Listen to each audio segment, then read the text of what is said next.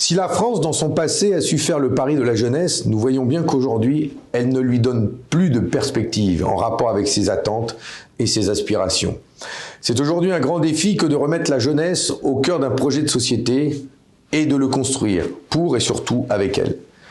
Débarrassons-nous d'abord de tous les préjugés qui l'infantilisent, qui lui demandent que jeunesse se passe parce qu'elle serait inexpérimentée, parce qu'elle choisirait des formes d'engagement prétendument inadaptées, ou parce qu'elle ne serait pas sensible au vrai sujet. Donnons-lui plutôt les moyens de s'approprier ses droits, d'en conquérir de nouveaux, plutôt que de la laisser se débrouiller seule pour s'inscrire à la fac, pour se soigner, pour obtenir une bourse, pour toutes ces démarches si utiles à leur vie, mais également si complexes.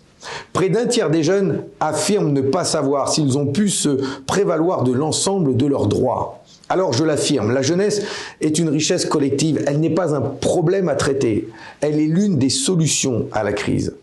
Oui, grâce à elle, peuvent émerger des comportements nouveaux dans la société, grandir des batailles pour l'égalité des droits, contre toutes les discriminations et dominations, ou pour lutter, pour sauver le climat.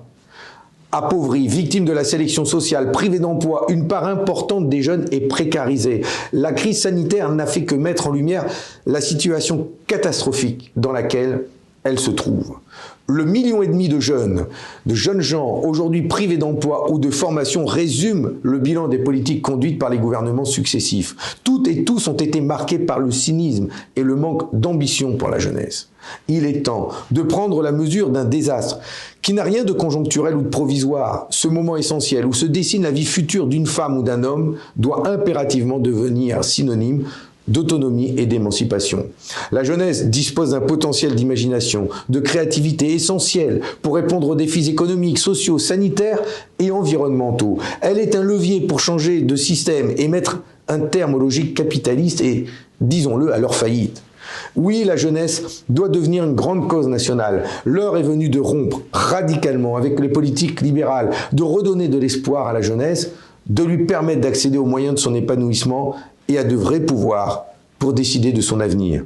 Pour cela, supprimons la sélection d'entrée à l'université, abrogeons la réforme du lycée et du baccalauréat pour redonner une dimension à ce diplôme, redonnons ce tronc commun de qualité qui permette à chaque jeune de disposer de tous les savoirs pour construire son avenir. Et finissons-en avec la précarité étudiante. Mettons en place le revenu de 850 € pour tous les étudiantes et étudiants et une rémunération au SMIC pour les alternants.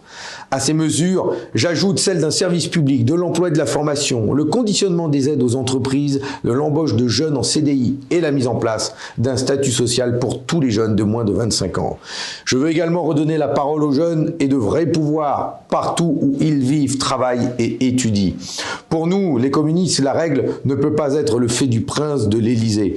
Oui, la démocratie est non seulement émancipatrice, mais elle est aussi la voie incontournable pour relever les immenses défis écologiques, socio-économiques de notre siècle.